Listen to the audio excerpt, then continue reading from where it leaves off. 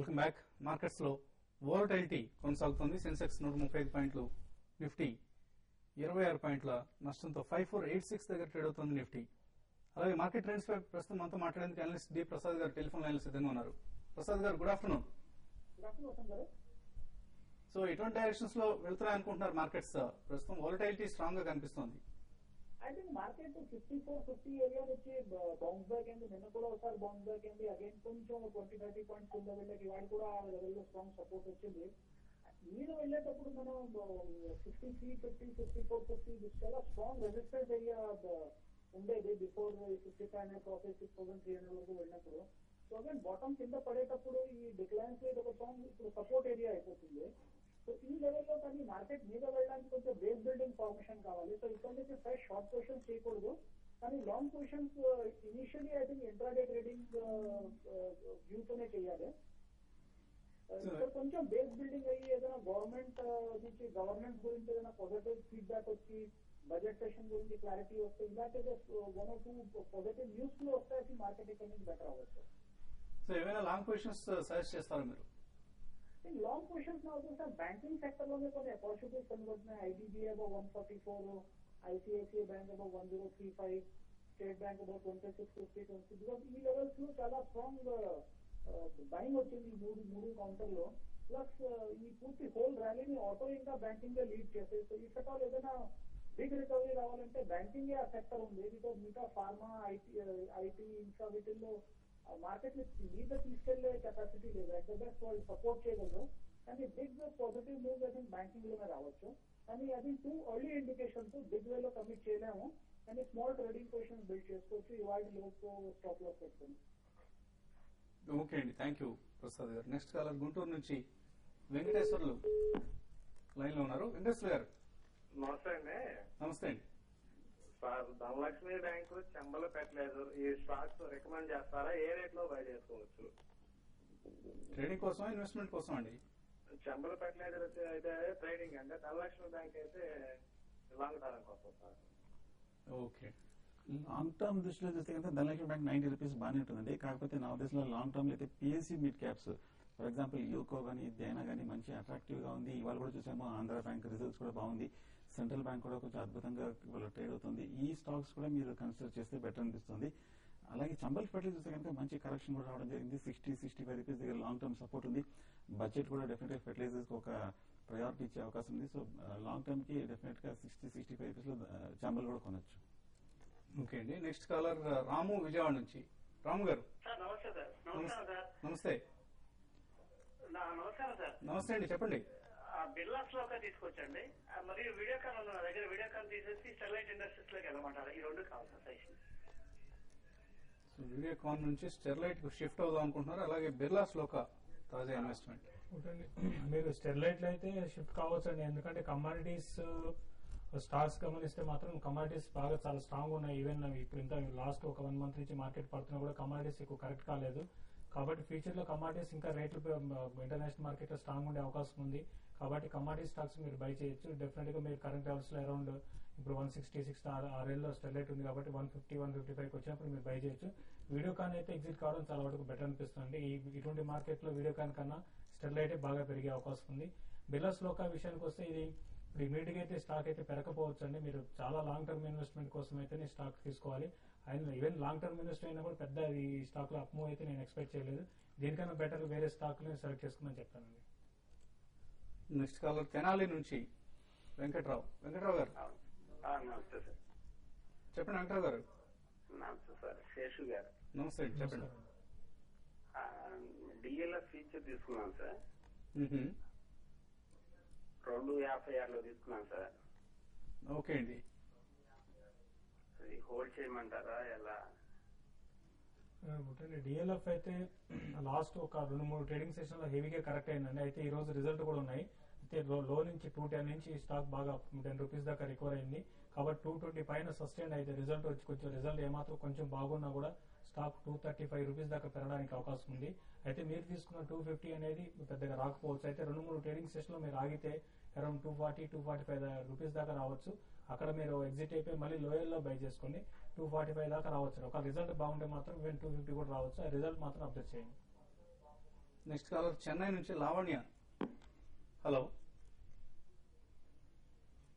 Hello hello నమస్తే sir. నమస్తే అండి. నేను యాక్చువల్ గా పుట్ ఆప్షన్ తీసుకున్నానండి 5500. అది ఇప్పుడు హోల్డ్ చేయమంటారా సెల్ క్లోజ్ చేసేయమంటారా? చేసేయమంటారా? ఓకే అండి. సో 5500 పుట్ ప్రస్తుతానికి మీరు హోల్డ్ చేయండి. కాకపోతే లాస్ట్ ఒక 1 అవర్ గా రీబౌండ్ స్ట్రాంగ్ గా రావడం జరిగింది.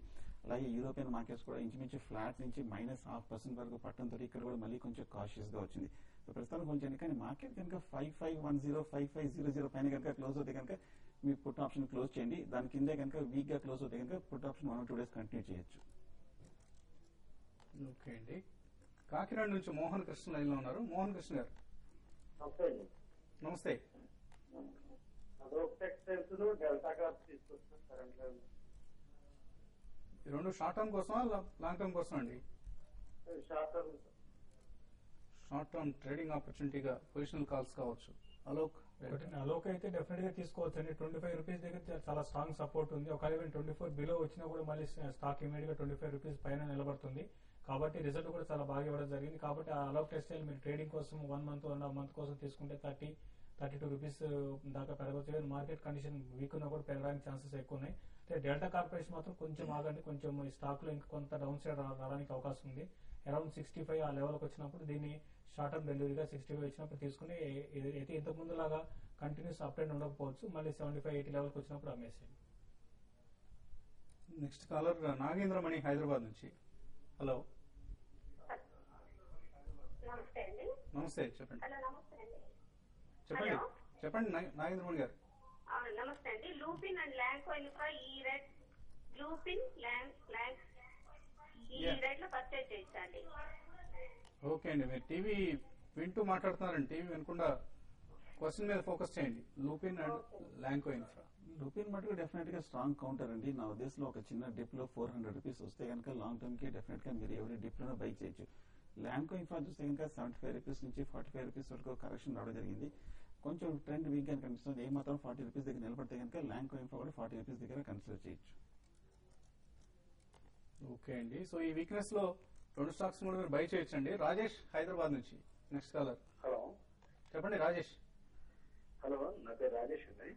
చెప్పండి రాజేష్. నేను ఆస్ట్రల్ కోక్ అనే స్టాక్ ఒక 6 months బ్యాక్ తీసుకున్నాను. 30 రూపీస్ ట్రేడ్ అవుతున్నప్పుడు. సో మార్నింగ్ మీరు నెట్ లో కూడా అడిగినట్లున్నారు ఈ ప్రశ్న. అవును సార్. సో సమాధానం వెళ్ళలేదు అప్పుడు? లేదు సార్, నాకు రిటర్న్ ఈమెయిల్ రాలేదు. ఈమెయిల్ కాదండి, మనం నెట్ లో వెబ్ కాస్టింగ్ ద్వారా చెప్తూ ఉంటాం.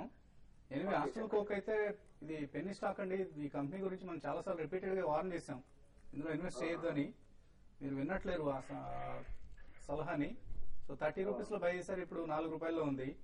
చేయగలిగింది కూడా ఏం లేదండి. రైట్ ఆఫ్ చేసేయండి ప్రస్తుతానికి ఇన్వెస్ట్మెంట్ ని. Okay sir. Okay. Next caller Delhi నుంచి రమేష్ లైన్ లో ఉన్నారు. రమేష్ గారు గుడ్ ఆఫ్టర్నూన్ అండి. నా పేరు రమేష్. ఢిల్లీ నుంచి. గుడ్ ఆఫ్టర్నూన్ అండి. నేను RIL 1400 లో కొన్నానండి. సో అది ఎట్లా హోల్డ్ చేయమంటారా, ఇంకా ఏం చేయాలి అర్థం కావట్లేదు. సో మరికొంత ఇన్వెస్ట్ చేయగలరా? అరౌండ్ నేను 4.5 lakhs ఇన్వెస్ట్ చేస్తున్నాను అందులో. సో ఆల్రెడీ కొంచెం భారీ మొత్తాన్ని ఇన్వెస్ట్ చేశారు. యా ఎనీవే RIL చాలా మందికి ఇటీవల కాలంలో నష్టాలు తెచ్చిపెట్టిందండి ఈ కౌంటర్.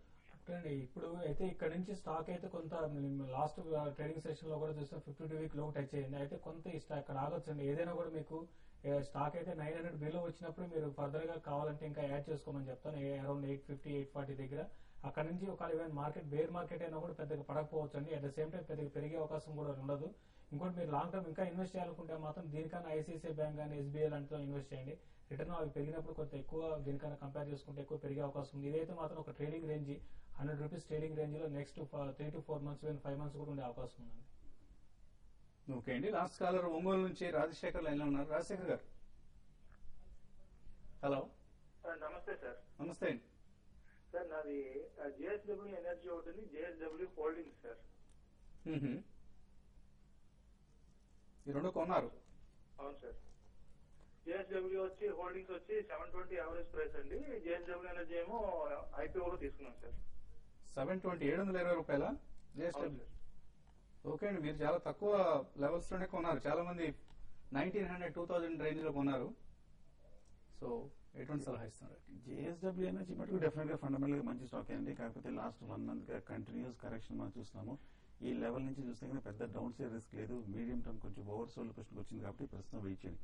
అలాగే జిందాల్ హోల్డింగ్స్ కూడా చూస్తే కనుక 2300 రూపీస్ నుంచి కంటిన్యూస్ గా పడుతూ 1000 రూపీస్ వరకు రావడం జరిగింది. అయినా ఇప్పటికీ మీరు ఫార్చునేట్ లో ప్రాఫిట్ గానే ఉన్నారు. సో ప్రస్తుతానికి ఈ స్టాక్ కూడా మీరు హోల్డ్ చేయండి. ఓకే అండి, ప్రస్తుతానికి హోల్డ్ చేయండి. రెండు కూడా మంచి కంపెనీస్ అయితే జేఎస్డబ్ల్యూ ఎనర్జీ రిజల్ట్ చాలా డిసప్పాయింటింగ్ గా వచ్చింది. మేబీ కొంత లాంగ్ హొరైజన్ కోసమే మీరు ఈ స్టాక్ ని హోల్డ్ చేయాల్సి ఉంటుంది. అలాగే ఫైనల్ గా ట్రేడర్స్ కి ఎటువంటి సలహా ఇస్తున్నారు? కానీ మార్కెట్స్ అయితే బాగా వాలటాలిటీ అనేది బాగా ఎక్కువ ఉంది. ఇంతకుముందు అనుకున్న 5500 పైన క్లోజ్ అవ్వచ్చు అని నేను స్టార్టింగ్ లో చెప్పడం జరిగింది. అయితే యూరోప్ మార్కెట్ లో కొంత స్ట్రాంగ్ అంటే కొంత బాగా పడడం జరిగింది. కాబట్టి ఏంటంటే అనుకున్న అరౌండ్ 5500 క్లోజ్ కాకపోయినా కూడా నిఫ్టీలో అయితే పెద్దగా డౌన్ సైడ్ అయితే ఉండకపోవచ్చు అండి. -30 ఆ లెవెల్లో క్లోజ్ కావచ్చు. ఒకవేళ యూరోప్ మార్కెట్ లో ఏమాత్రం రికవర్ అయిందంటే మాత్రం మంది కూడా 5500 పైన క్లోజ్ కావడానికి అవకాశం ఉంది. కాబట్టి బ్యాంకింగ్ లో ఎస్బీఐ ఒకటి, ఐసిఐసిఐ బ్యాంక్ ఒకటి షార్ట్ టర్మ్ కి లాంగ్ పొజిషన్ తీసుకోవచ్చు. ఇంకోటి రిలయన్స్ కూడా తీసుకోమని సజెస్ట్ చేస్తాను. మీరు ఎటువంటి సలహా ఇస్తున్నారు? ఫ్రెష్ బయింగ్ అయితే ఏం వద్దనిపిస్తుంది. 1 or 2 days మార్కెట్ అబ్జర్వ్ చేస్తే బెటర్. అన్లెస్ మార్కెట్ 5500 పైన క్లోజ్ అవుతుంది లాంగ్ పొజిషన్ కన్సిడర్ చేయాలి.